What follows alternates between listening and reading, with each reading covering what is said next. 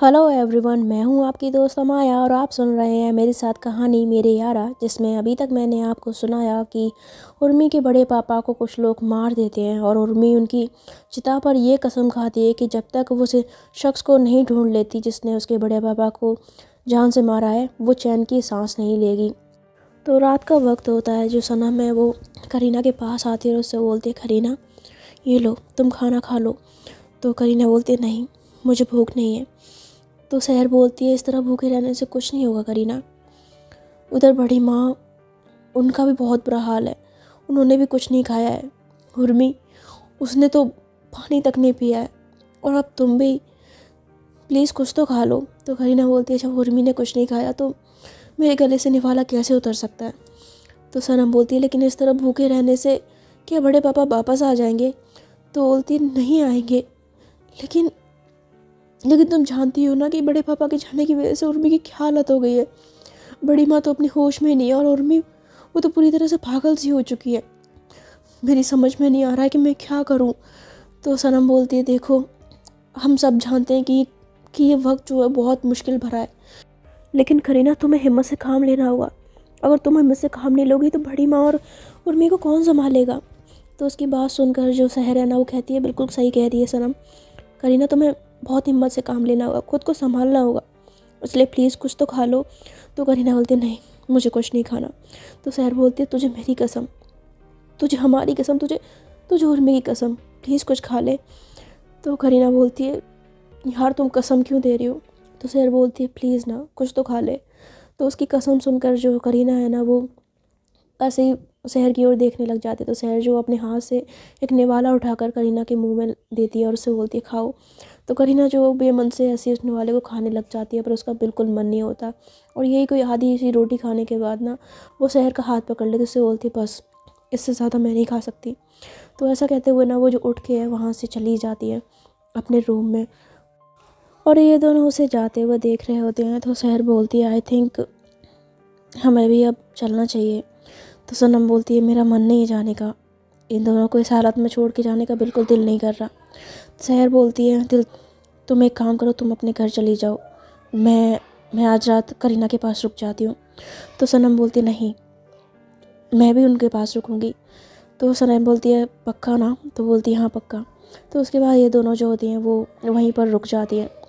जो करीना है वो जब रूम में जाती है तो देखती है कि उर्मी अपने रूम में नहीं है, जिसे देखकर वो काफ़ी हैरान हो जाती है। तो कहती है, उर्मी उर्मी कहाँ चली गई। तो करीना जल्दी से उसे वॉशरूम में देखती है, पर उसे उर्मी कहीं नज़र नहीं आती। तो वो ऐसी कुछ सोच रही होती है, तभी अचानक से उसे नीचे से चिल्लाने की आवाज़ आने लगती है। तो करीना जो जल्दी से भागकर दरवाज़ा खोलती है और नीचे देखती है कि उर्मी जो वो घर के एक नौकर को पकड़कर बहुत ज़्यादा मार रही है। लेकिन करीना को समझ पाए उससे पहले ही जो सनम और सहर है वो भी चिल्लाने की आवाज़ सुनकर ना बाहर आ जाते हैं। देखते हैं कि उर्मी उस नौकर को पकड़कर बहुत बुरी तरह से, बहुत बेरहमी से मार रही है और बार बार उससे पूछ रही होती है, बता मुझे कौन है तू और क्यों किया तूने ऐसा, कौन थे वो लोग जिनके साथ तू मिला हुआ है, बता मुझे। तो वो नौकर रोते हुए कहता है, मैडम मुझे कुछ नहीं मालूम। तो बोलती है, झूठ बोल रहा है तू, मैंने अभी तुझे फ़ोन पे बात करते हुए सुना है, देख मेरे सामने झूठ मत बोल, मेरे सर पे खून सवार है, अगर तूने मुझे आज सच सच नहीं बताया ना तो मैं तेरी जान ले लूँगी, बता मुझे। तो ऐसा ना उससे बहुत ज़बरदस्ती करके ना उसको बहुत मारते मारते पूछ रही होती है। उस बंदे के मुंह से बहुत खून निकल रहा होता है। तो जो करीना है वो भागकर उर्मी के पास आती है, उससे बोलती है, उर्मी क्या कर रही है तुम, उर्मी छोड़ो, उसे मर जाएगा वो। तो उर्मी बोलती, तुम दूर हट जाओ करीना, इस आदमी को तो मैं छोड़ूंगी नहीं, तुम्हें पता है इसने क्या किया है, ये वो लोगों के साथ मिला है जिसने बड़े पापा की जान ली थी, इसको अच्छे से मालूम है कि वो लोग कौन है, इसलिए तुम हट जाओ, इससे मुझे पूछने दो। तो ऐसा कह के ना उस आदमी को फिर पकड़ लेते, उससे बोलती है, अब मुझे पता। तो ऐसा ना उसका मुंह को दबा रही होती है, उसको नाखूनों से पकड़ी होती है, उससे बोलते, पता मुझे कौन थे वो लोग, कौन थे वो लोग। तो जब उसको इतना मार रही होती है ना, पर वो नौकर कुछ भी नहीं बता रहा होता। तो जो उर्मी है वो सिर्फ गुस्से में ना उसका मुंह पकड़ के ना उसको सिर्फ दीवार की ओर धक्का देती है। तो आदमी जो है वो दीवार में जाके लगता है और तभी उसकी जेब से ना एक जो गन होती है वो नीचे गिरती है, जिसे देखकर सभी लोग हैरान हो जाते हैं। सनम और सहर के तो होश ही उड़ जाते हैं। और उर्मी और करीना कुछ समझ पाए उससे पहले वो आदमी तुरंत उस गन को उठाकर उर्मी के ऊपर तान देता है और उससे बोलता, खबरदार खबरदार जो मेरी तरफ बढ़ने की कोशिश भी की तो, वरना इसकी सारी की सारी गोलियां तेरे सीने में उतार दूंगा, इसलिए अपनी जगह चुपचाप खड़ी रहे। तो जब वो ऐसा बोलता है ना, तो उर्मी जो हैरान हो के उससे देख रही होती है, उससे बोलती है, इसका मतलब तू ही है वो इंसान जिसने जिसने बड़े पापा को मारने में उन लोगों का साथ दिया है। तो बोलता है हाँ दिया है साथ, मैंने ही तेरे बड़े पापा की खबर उन लोगों तक पहुंचाई और फाइनली हम लोगों ने उस विक्रम राजवंशी को ख़त्म कर दिया, जान से मार दिया उसे। तो जब वो ऐसा बोलता है ना तो उर्मी को उस पर ना बहुत ज़्यादा गुस्सा आता है और वो गुस्से में भाग कर ना उस आदमी का गला पकड़ लेती है और उसकी गन छीन कर उसके ही माथे पर लगा देती है और उससे बोलती है क्यों किया तुम लोगों ने ऐसा, बता क्यों किया तुम लोगों ने ऐसा। तो उस बंदे के माथे पे जब वो बंदूक रखती है ना तो उसके तो होश उड़ जाते हैं, वो डर के मारे कहता है देखो देखो ऐसा मत करना, छोड़ दो मुझे। तो उर्मी बोलती है बता मुझे कौन है तू और कौन है वो लोग और मेरे बड़े पापा की जान क्यों ली तुम लोगों ने, बताओ मुझे। तो जब ऐसा बोलता ना तो आदमी बोलता है देखो देखो ये बंदूक मेरी बातों से हटाओ, मैं कह रहा हूँ तुमसे। तो बोलती है अगर तूने मुझे नहीं बताया ना तो इस बंदूक की सारी गोलियाँ ना तेरे भेजे में उतार दूंगी, बता मुझे। तो ऐसा ना उसके गले को पकड़ के उससे पूछती है। तो वो आदमी जो है बहुत ज़्यादा डर जाता है और डरते हुए रोते हुए कहता है देखो देखो मुझे कुछ नहीं मालूम है इस सब के बारे में। तो आदमी बोलते तुझे नहीं मालूम है तो किसको मालूम है। तो बोलता है देखो मैं उनका आदमी ज़रूर हूँ लेकिन उन्होंने तुम्हारे बड़े पापा को क्यों मारा, किस लिए मारा, मुझे नहीं मालूम। मुझे सिर्फ इतना पता है कि उन लोगों का मिशन, हमारे सर का मिशन तुम्हारे बड़े पापा को मारना था, लेकिन उनसे क्या दुश्मनी थी ये बात मुझे बिल्कुल नहीं पता। तो उर्मी जब ये बात सुनते सो बोलते सर, किस सर की बात कर रहा है तू, कौन है सबके पीछे। तो बोलता मैंने मैं उन्हें नहीं जानता हूँ। तो बोलती क्या मतलब। तो बोलता है कि मतलब मैं सिर्फ उनका नाम जानता हूँ, बाकी वो कैसे दिखते हैं कैसे कहाँ रहते हैं मुझे कुछ नहीं मालूम, मैं सिर्फ उनके लिए काम करता हूँ लेकिन मैंने उन्हें कभी नहीं देखा, प्लीज़ प्लीज़ मुझे जाने दो, मुझे माफ़ कर दो। तो उर्मी बोलती है क्या नाम है उस आदमी का।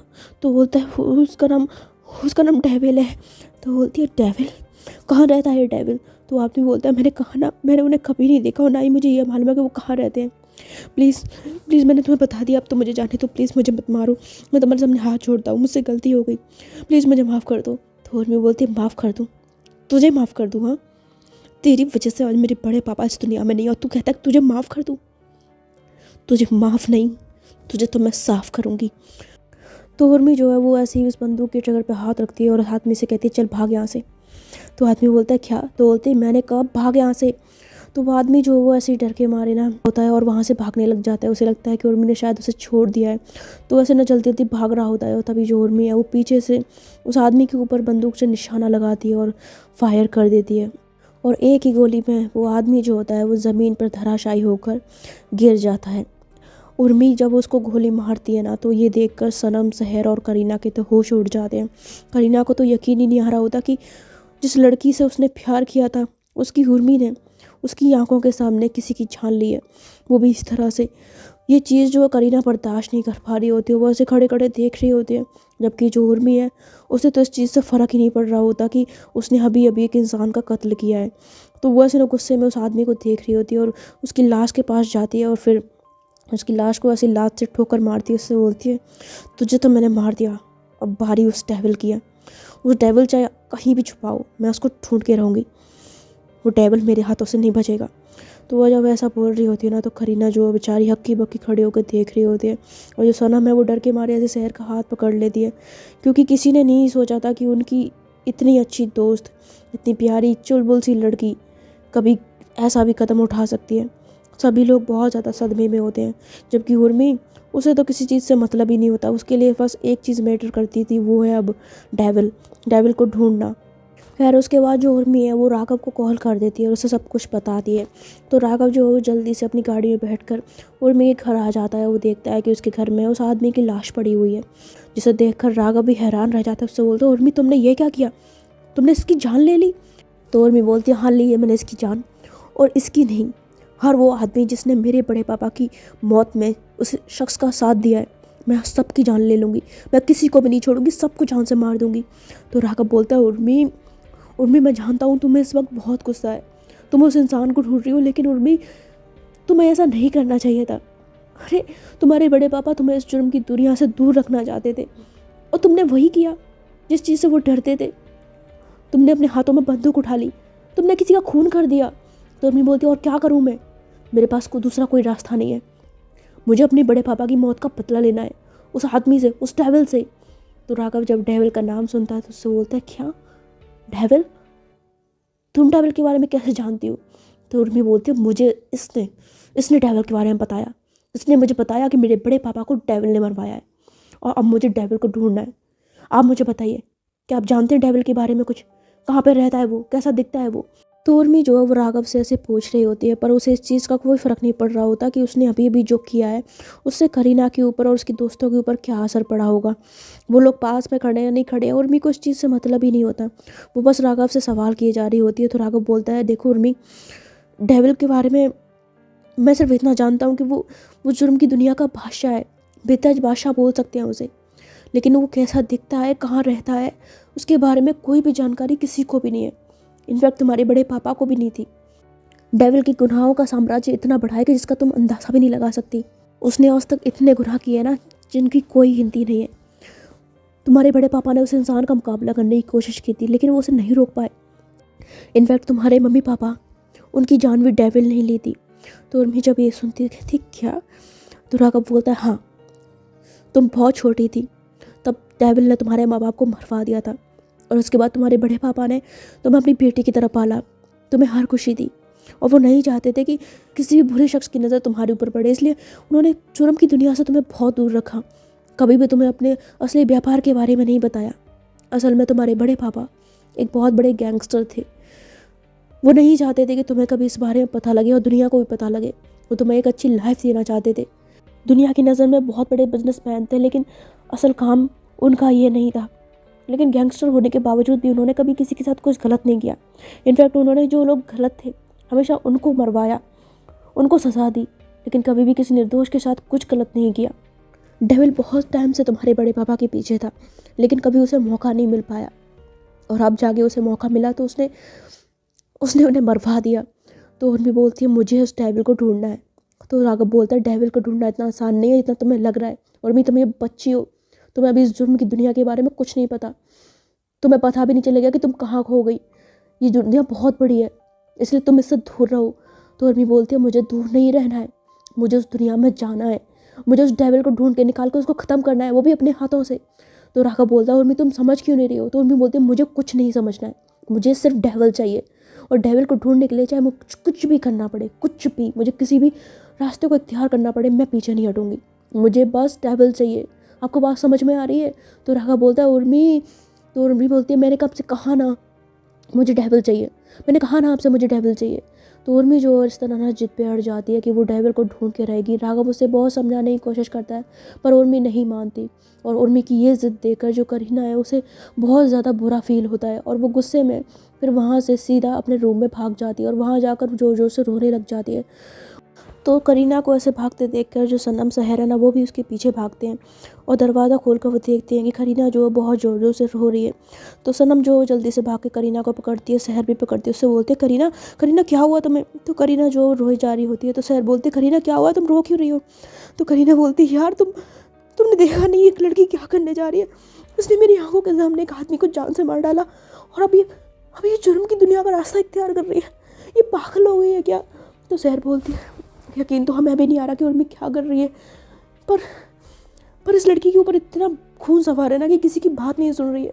तो और करीना बोलती है, मेरी उर्मी ऐसा नहीं कर सकती, मेरी उर्मी इतनी बुरी नहीं हो सकती। तो सैनम बोलती है, वो बुरी नहीं है, बस उसके सर पे इस वक्त खून सवार है, वो अपने बड़े पापा के कातिल से बदला लेना चाहती है। तो सहर बोलती है, बदला लेना ठीक है, लेकिन इस तरह जुर्म की दुनिया में पहुंच जाना, इस तरह खून कर देना, ये कहाँ सही है? तो सनम बोलती है, बात तो तुम्हारी सही है, लेकिन उर्मी को कौन समझाए? तुमने देखा नहीं वो आदमी, क्या नाम था उसका, राघव, वो उसे कितना समझाने की कोशिश कर रहा था, पर वो उसकी बात ही नहीं सुन रही थी। तो करीना बोलती, नहीं, मैं अपनी उर्मी को इस तरह नहीं करने दूंगी, मैं उसको जुर्म के रास्ते पर नहीं चलने दूंगी, मैं उसको रोक के रहूँगी। तो सहर बोलते, तुम चिंता मत करो, हम सब बैठकर उर्मी को समझाएंगे, उसे समझाएंगे कि वो जो करने जा रही है वो बिल्कुल गलत है, और उसे ऐसा नहीं करना चाहिए। तो उस तरह से ना वो करीना को दिलासा देते हैं, उसे चुप कराते हैं। और यही कोई 1 घंटे बाद जो उर्मी है वो ऐसे ही रूम में आती है, तो देखती है कि करीना जो बेड पे बैठी हुई है, और उसके साथ में सनम और सहर बैठे हुए हैं। पर जो उर्मी है वो उनकी तरफ एक नज़र देख करना बिना कुछ कहे ऐसे दूसरी तरफ ऐसे अपनी अलमारी को खोलने लग जाती है। तो करीना जो उर्मी को देखती है और फिर एकदम से खड़ी होकर उससे बोलती है, क्या है ये सब कुछ? तो उर्मी जो है वो कुछ नहीं जवाब देती। तो करीना बोलती है, मैं तुमसे कुछ पूछ रही हूँ। तो उर्मी फिर भी कुछ नहीं बोलती। तो करीना को ना गुस्सा आता है, और वो उर्मी के पास जाकर उसको ऐसे अपनी ओर मोड़ती है और उससे बोलती है, मैं तुमसे कुछ पूछ रही हूँ, क्या है ये सब कुछ? तो उर्मी बोलती है, क्या? तो बोलती, क्या किया तुमने अभी? हाँ, तुमने एक आदमी का खून कर दिया, तुम पागल हो गई हो हाँ। तो उर्मी बोलती है मैंने ठीक किया। तो बोलती क्या ठीक किया तुमने? तुमने एक आदमी का खून कर दिया और तुम कह रही तुमने ठीक किया, दिमाग सटक गया तुम्हारा। तो उर्मी बोलती है हाँ सटक गया है मेरा दिमाग, मैं जब तक उस डेविल को ख़त्म नहीं कर देती ना मैं तब तक चैन से नहीं बैठूंगी। तो करीना बोलती है अच्छा तुम्हें उस डेविल को ख़त्म करना है, कैसे ख़त्म करोगी तुम उसे? तो उर्मी बोलते हैं कहीं से भी उसे ढूंढ कर तब उसे ख़त्म करूंगी, अपने हाथों से मारूंगी। सिर्फ वो डेविल नहीं, जिसने उस डेविल का साथ दिया है ना, मैं सबको ख़त्म कर दूंगी, सबको अपने हाथों से मारूंगी। तो करीना बोलते हैं अच्छा इसका मतलब तुम खूनी बन जाओगी तुम? तो उर्मी बोलती है हाँ मैं सबका खून कर डालूंगी। तो करीना बोलते हैं उर्मी तुम पागल हो गई हो, तुम्हें नहीं समझ आ रहा कि तुम क्या कर रही हो उर्मी, ये गलत है, तुम इस तरह से जुर्म का रास्ता इख्तियार नहीं कर सकती उर्मी। तो उर्मी बोलती है मुझे जुर्म का रास्ता इख्तियार करना पड़े, चाहे कुछ भी करना पड़े, चाहे किसी का खून करना पड़े, लेकिन अपने बड़े पापा के कातिलों को तो मैं जिंदा नहीं छोड़ूंगी। तो करीना बोलती है देखो उर्मी, मैं मानती हूँ तुम बड़े पापा के जाने से बहुत ज़्यादा दुखी हो, तुम्हें बहुत बुरा लग रहा है, बुरा हम भी लग रहा है, मुझे भी बहुत दुख है, लेकिन इसका मतलब ये नहीं कि मैं तुम्हें जुर्म करने दूंगी। तो उर्मी बोलती है देखो करीना, मेरा मेरा ना बहुत दिमाग बहुत ख़राब है और मैं तुम पे गुस्सा नहीं करना चाहती, तो मैं कुछ कहना नहीं चाहती, इसलिए प्लीज़ तुम इस चीज़ से दूर रहो। तो करीना बोलती है देखो उर्मी, मैं तुम्हें समझा रही हूँ, प्लीज़ रुक जाओ, ये गलत काम मत करो तुम। तो उर्मी बोलती है प्लीज़ तुम जाके आराम करो, मैं तुमसे कोई बहस नहीं करना चाहती।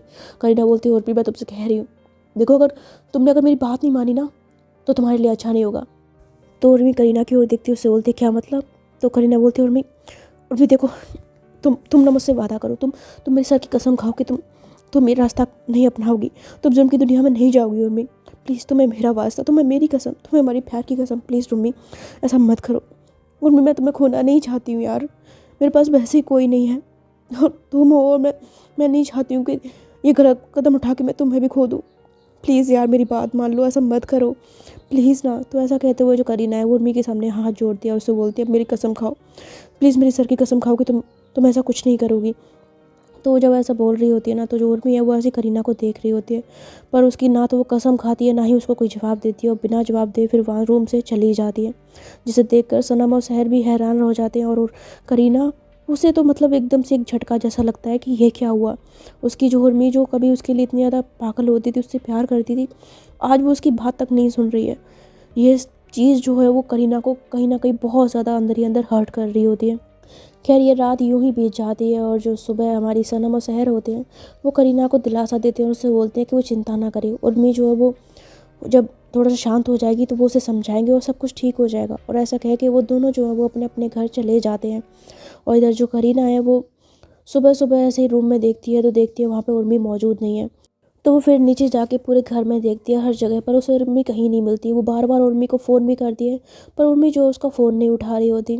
तो करीना काफ़ी ज़्यादा परेशान हो जाती है।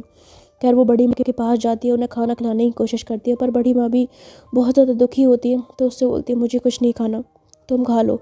तो करीना बोलती है प्लीज़ बड़ी माँ कुछ तो खा लीजिए, बड़ी माँ प्लीज़ उर्मी की खातिर खा लीजिए। तो बड़ी माँ बोलती है नहीं बेटा, मेरा दिल नहीं है, प्लीज़ मुझे कुछ देर के अकेला छोड़ दो। तो ऐसा बोलती हैं तो जो करीना है फिर वो दुखी मन से वापस आ जाती है, और पूरा दिन निकल जाता है। सुबह से दोपहर होती है, दोपहर से शाम, और शाम से हो जाते हैं रात के यही कोई 1 बज जाता है। पर जो उर्मी है वो घर वापस नहीं आती, और जो करीना की चिंता है वो बढ़ती जा रही थी कि आखिर उर्मी चली कहाँ गई। वो बार बार उसको कॉल कर रही होती है, सहर और सनम को भी कॉल करती है, पर उन्हें भी उर्मी के बारे में कुछ नहीं पता होता। उर्मी का इंतज़ार करते करते जो करीना है वो ऐसी बेड पर लेट जाती है, उसे नींद तो आ नहीं रही होती, और बज जाते हैं यही कोई सुबह के 3। और इसी टाइम पर जो करीना है उसको ऐसे सीढ़ियों पर कुछ आवाज़ें आती हैं कदमों की। तो करीना जो वैसे चुपचाप बेड पर लेटी होती है, और तभी थोड़ी देर बाद उसके रूम का दरवाज़ा खोलता है, और ये होती है उर्मी। उर्मी देखती है कि करीना बेड पर लेटी हुई है और उसकी आंखें बंद हैं, तो उसे लगता है कि करीना जो है वो सो रही है। तो वो कुछ नहीं कहती और चुपचाप ऐसे वॉशरूम का दरवाज़ा खोल के वॉशरूम में चली जाती है। और उसके जाते ही जो करीना है वो बेड से उठ कर ना वॉशरूम के पास धीरे धीरे जाती है। तो वॉशरूम का दरवाज़ा जो होता है वो हल्का सा खुला होता है, जिसमें से करीना देखती है कि उर्मी एक जैकेट पहनी हुई है। तो उर्मी उस जैकेट को उतारती है, और जैकेट को उतारते ही करीना देखती है कि उर्मी के जो कपड़े हैं वो खून से सने हुए हैं, पूरी शर्ट उसकी खून से लथपथ है, और उसके हाथ में रखी हुई है एक रिवॉल्वर, जिसे देखकर उसके तो होश उड़ जाते हैं। उर्मी जो है वो ऐसे ही अपनी शर्ट को उतारती है और शर्ट को कोने में डाल देती है, फिर शावर ऑन करके नहाने लग जाती है। उसके शरीर से जब पानी की बूंदें पड़ती हैं तो धीरे धीरे उसकी बॉडी पर जो खून लगा होता है वो भी नीचे बहने लग जाता है, जिसे देखकर करीना के होश उड़ जाते हैं। उसके पैरों तले ज़मीन खिसक जाती है और वो समझ जाती है कि उर्मी ज़रूर कुछ ऐसा करके आई है, ज़रूर किसी का खून करके आई है। करीना को यकीन नहीं आ रहा होता कि उसकी उर्मी इतनी भोली भाली, इतनी अच्छी लड़की, वो आज एक क्रिमिनल बन गई है। सच में करीना की इतनी बुरी हालत होती है जिस शायद मैं आपको समझा ना पाऊँ। तो जो उर्मी है उसे तो पता नहीं होता, और शावर लेने के बाद, अच्छी से नहाने के बाद, जैसे ही वो दरवाज़ा खोल के बाहर निकलती है, देखती है उसके सामने खड़ी हुई है करीना। जिसे देखकर उसके पैर जो वो एकदम से रुक जाते हैं और आंखें जो बड़ी बड़ी फटी रह जाती हैं। तो कहती, करीना तुम जाग रही हो, तुम सोई नहीं अभी तक? तो करीना बोलती, हाँ जाग रही हूँ, मैं जाग रही हूँ तुम्हारा ये घिनौना, इतना गंदा रूप देखने के लिए। तो उर्मी बोलती, तुम क्या कह रही हो? तो बोलती, सच्ची तो कह रही हूँ मैंने कभी सपने में भी नहीं सोचा था कि उर्मी तुम इस तरह के काम भी कर सकती हो, तुम किसी की जान ले सकती हो।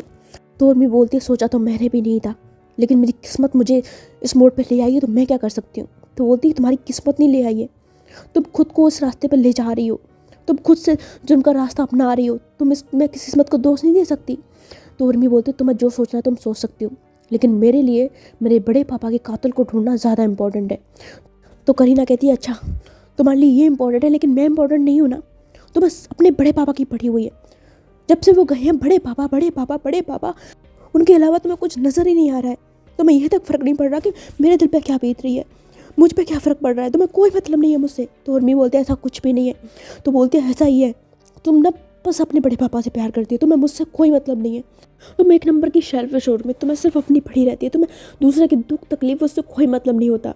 अगर तुम्हारी आंखों के सामने मैं तड़प तड़प के मर भी जाऊंगी ना, तब भी तुम्हें मुझसे कोई फ़र्क नहीं पड़ेगा, तब भी तुम्हारे लिए वो डेविल को ढूंढना ज़्यादा ज़रूरी होगा, तुम्हारे बड़े पापा ज़्यादा इंपॉर्टेंट होंगे, वो बड़े पापा जो इस दुनिया में रहे तक नहीं। तो जब वो ऐसा बोलती है ना, तो उर्मी को बहुत ज़्यादा गुस्सा आ जाता है। वो गुस्से में ऐसे करीना की ओर देखती है और उस पर थप्पड़ मार देती है, उसके गाल पे। उससे बोलती है, करीना बकवास बंद करो। तो जैसे ही करीना के गाल पे थप्पड़ पड़ता है ना, करीना जो है वो ऐसे अपने गाल पे हाथ रखती है और उर्मी को देखती रह जाती है, क्योंकि ये फर्स्ट टाइम होता है कि जब उर्मी ने करीना पे हाथ उठाया होता है, और इसकी तो उम्मीद उसने सपने में भी नहीं की थी। तो उर्मी जो वो ऐसे थप्पड़ मारने के बाद ना उसे एहसास होता है कि उसने क्या कर दिया। तो कहती है, Kareena Kareena I am really sorry, I am sorry. तो ऐसा कह के ना वो करीना को हाथ लगाने की कोशिश करती है, पर जो करीना है वो गुस्से में उर्मी का हाथ झटकती है, उससे बोलती है, हाथ मत लगाना मुझे, हाथ मत लगाना, तुमने मुझ पे हाथ उठाया। तो उर्मी बोलती है, please Kareena I am sorry, देखो गुस्से में मुझसे हाथ उठ गया। तो बोलती, हाथ मत लगाओ, मैंने कहा ना तुमसे, छूना मत मुझे, छूना मत मुझे, इन हाथों से जिन पे ना जाने कितने लोगों का खून लगा हुआ है, अपने गंदे हाथों से मुझे ज़रा सा भी टच करने की हिम्मत मत करना। तो उर्मी बोलती, Kareena please I am sorry, मुझे माफ़ कर दो। तो बोलती, नहीं करूँगी मैं तुम्हें माफ़, तुमने मुझ पर हाथ उठाया, मुझे इस चीज़ का बुरा नहीं लगा, मुझे इस चीज़ का बुरा लगा कि मैंने तुम्हें अपनी कसम दी थी, लेकिन उसके बावजूद भी तुमने वही किया जो तुम्हें करना था। तुम्हारे लिए मेरी कोई इंपॉर्टेंस तो है ही नहीं ना, तुम्हारी ज़िंदगी में मेरी कोई वैल्यू नहीं है ना। तो ठीक है, मैं एक काम करती हूँ, मैं तुम्हारी लाइफ से चली जाती हूँ। तो उसकी बात सुन के उर्मी तो हैरान रह जाती है, उससे बोलती, क्या कह रही हो तुम, ऐसे कैसे तुम मेरी लाइफ से जा सकती हो, पागल हो गई हो क्या? तो बोलती, हाँ पागल हो गई हूँ मैं, और मुझे पागल किया तुमने। तुम्हारा ये गंदा रूप देखने से तो अच्छा है कि मैं तुम्हारी ज़िंदगी से चली जाती हूँ, कम से कम तुम्हारी ये घिनौनी हरकतें तो नहीं देखनी पड़ेंगी, हर रोज़ तुम्हें किसी का खून करते हुए तो नहीं देखना पड़ेगा। तो उर्मी बोलती, करीना नहीं, तुम मुझे छोड़ के नहीं जा सकती। तो करीना बोलती है, मैं जाऊँगी और मैं तुम्हें हमेशा हमेशा के लिए छोड़ के जाऊँगी, और तुमसे इतनी दूर चली जाऊँगी कि कभी ज़िंदगी में लौट के नहीं आऊँगी, और उसके बाद तुम्हें जो करना है तुम करती रहना, तुम्हें जिससे को ढूंढना है, जिसका खून करती रहना, लेकिन मैं ही खूनी के साथ नहीं रह सकती, नहीं रह सकती मैं कातिल के साथ। तो उनमें बोलती, प्लीज़ करीना ऐसा मत करो, मुझे छोड़ के मत जाओ। तो करीना बोलते, तो मैं क्या करूँ, तो मैं समझाने की कोशिश कर रही हूँ लेकिन तुम मान नहीं रही हो। तुम्हें पता जब तुमने मुझसे शादी की मैं कितनी ज़्यादा खुश थी, मुझे लगा मेरी ज़िंदगी का सबसे बड़ा सपना पूरा हो गया, मुझे अपना प्यार मिल गया, लेकिन तुम्हारा इतना गंदा रूप देखकर तो मेरे सारे सपने ही टूट गए यार, मेरा हर ख्वाब मोतियों की तरह बिखर गया, सब कुछ ख़त्म कर दिया उर्मी, तुमने सब कुछ ख़त्म कर दिया। तो उर्मी बोलते, कुछ ख़त्म नहीं हुआ है। तो करीना बोलते, सब कुछ ख़त्म हो चुका है उर्मी, अब कुछ बचा ही नहीं है, कुछ नहीं बचा है, तुम खून ही बन चुकी हो, तुमने खून किए मेरी आंखों के सामने, तुमने खून किया, और अभी अभी पता नहीं तुम किस किस का खून करके आ रही हो, तुम्हारे पूरे कपड़े, तुम पूरी खून से सनी हुई थी, तुम्हारे हाथ में ये रिवॉल्वर, सबका क्या मतलब है? तो उर्मी बोलती, मैं क्या करूँ, तुम जानती हो ना मैंने अपने बड़े पापा से कितना ज़्यादा प्यार करती थी। तो बोलते, मैं जानती हूँ तुम उनसे प्यार करती थी, लेकिन मैं भी तुमसे बहुत प्यार करती हूँ ना, लेकिन तुमने मेरी तो फिक्र नहीं की, मैंने तुम्हें अपनी कसम दी, लेकिन उसके बावजूद भी तुम यहाँ से गई, तुमने खून किया, तो उसका मतलब तो यही है कि तुम्हारी ज़िंदगी में मेरी कोई वैल्यू नहीं है। तो उर्मी बोलती है ऐसा नहीं है, मैं तुमसे बहुत प्यार करती हूँ। तो करीना बोलती है तुम नहीं करती हो, तुम सिर्फ अपने बड़े पापा से प्यार करती हो, तुम खुद से प्यार करती हो, इसीलिए तुम्हारी ज़िंदगी से अब मैं जा रही हूँ। तो ऐसा कह के जो करीना है ना, वो ऐसे कबर्ड को खोलती है और उसमें से एक सूटकेस निकाल के ना अपने कुछ कपड़े पैक करने लग जाती है। तो उर्मी उसको जब ऐसा करती देखती है, उससे बोलते तुम क्या कर रही हो, कहाँ जा रही हो तुम? तो बोलती हूँ मैं कहीं भी जाऊँ, पर मैं तुम्हारे साथ बिल्कुल नहीं रहूँगी। तो उर्मी बोलती नहीं, तुम ऐसा नहीं कर सकती। तो ऐसा कह के ना वो सूटकेस में छीन लेती है, उससे बोलते नहीं, तुम कहीं नहीं जा सकती, तुम मुझे छोड़ के कहीं नहीं जा सकती। तो करीना बोलती मैं जा रही हूँ। तो उर्मी जो है ना, वो ऐसी करीना के गालों पे हाथ रखती है, उससे बोलते नहीं, तुम नहीं जाओगी और मैं तुम्हें जाने नहीं दूँगी, मैं तुमसे बहुत प्यार करती हूँ, समझी? तुम कहीं नहीं जा सकती मुझे छोड़ के। तो करीना बोलती मैं जा रही हूँ। तो जब वो ऐसा बोलती है ना, तो जो उर्मी है वो एकदम से करीना के ऐसे गालों से पकड़ के ना उसके लिप्स पे ना किस कर लेती है। और जब उसको किस करती है ना, तो जो करीना है वो एकदम से पीछे हो जाती है, उससे बोलती क्या कर रही हो तुम, दूर रहो मुझसे, हाथ मत लगाओ, मैंने तुमसे कहा ना। तो बोलती नहीं, मैं तुमसे प्यार करती हूँ, आई लव यू। तो ऐसा कह के ना वो दोबारा उसके लिप्स पे किस कर दिया। तो जब ऐसा किस कर दिया ना, तो करीना फिर उसको पीछे की ओर धक्का देती है, और जो उर्मी वो फिर से उसको पकड़ लेती है, फिर उसके लिप्स पे किस करती है, उससे बोलती है तुम मुझे नहीं छोड़ सकती, I love you, I love you so much, मैं तुमसे बहुत प्यार करती हूँ, तुम मुझे छोड़ के नहीं जा सकती। तो जो करीना है ना, उसके किस करने की वजह से ना थोड़ी सी वीक पड़ रही होती है, पिघल रही होती है, और सडनली उसे उर्मी का वो रूप याद आ जाता है जब उसने उस आदमी को गोली मार दी। तो वो गुस्से में ऐसी ना करीना को उर्मी को ना पीछे की ओर धक्का देती है, उससे बोलते हटो दूर मुझसे, दूर हट जाओ मुझसे।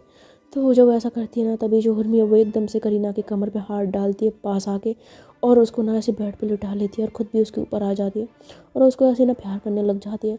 और उसके ऐसे प्यार करने की वजह से ना जो करीना है वो काफ़ी वीक पड़ जाती है। तो उर्मी बोलते तुम मुझे छोड़ के नहीं जा सकती, मैं तुमसे बहुत प्यार करती हूँ, प्लीज़ मुझे छोड़ के मत जाओ, मेरे बड़े पापा मुझे छोड़ के जा चुके हैं, अब तुम भी मुझे छोड़ के चले जाओगी, मैं पूरी अकेली पड़ जाऊँगी, प्लीज़ प्लीज़ मुझे छोड़ के मत जाओ, I love you so much, I love you so much. तो ऐसा कहते हुए ना उसको बहुत ज़्यादा प्यार कर रही होती है, और उसके प्यार की वजह से करीना जो है उसका गुस्सा जो है थोड़ा सा ठंडा पड़ जाता है। फिर उसके बाद ये दोनों जो हैं वो एक दूसरे के प्यार में कुछ देर के लिए खो जाते हैं, और काफ़ी देर तक एक दूसरे के साथ प्यार करते रहते हैं।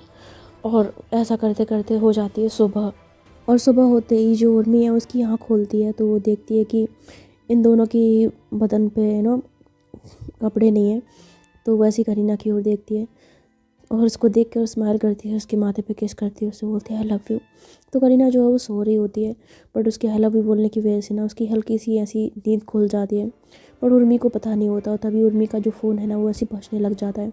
तो उर्मी जो है वो बड़े आराम से करीना के सर के नीचे से अपने हाथ को निकालती है कि कहीं करीना जाग ना जाए, और फिर हाथ निकाल के ना फ़ोन उठाती है, कहती है हेलो, और बात करते हुए कहती है कि उसको पकड़ के रखो, वो भागना नहीं चाहिए, मैं थोड़ी देर में वहाँ पे आ रही हूँ। तो ऐसा कह के जो उर्मी है ना वो कॉल कट कर देती है, और वैसे करीना की ओर मुड़ के देखती है। करीना की आंखें जो अभी भी बंद होती हैं, तो उर्मी को लगता है कि वो सो रही है, और उसके बाद वो बड़े आराम से बेड से उठती है, करीना को बिना जगाए, और फिर अपना जो कपड़े हैं उनको पहन कर, रिवॉल्वर होती है उसको भी जेब में डालकर वहाँ से गाड़ी की चाबी लेकर निकल जाती है। और जो करीना है वो सो नहीं रही होती, बस उसने ऐसी हल्की आंखें बंद की होती है, और वो अपनी आंखों से सब कुछ देख लेती है, और साथ ही साथ उसकी उर्मी की बातें भी सुन लेती है, जिनसे वो समझ जाती है कि उर्मी फिर से कुछ गलत करने जा रही है, किसी का मर्डर करने जा रही है। और अब करीना को उर्मी पर बहुत ज़्यादा गुस्सा आता है।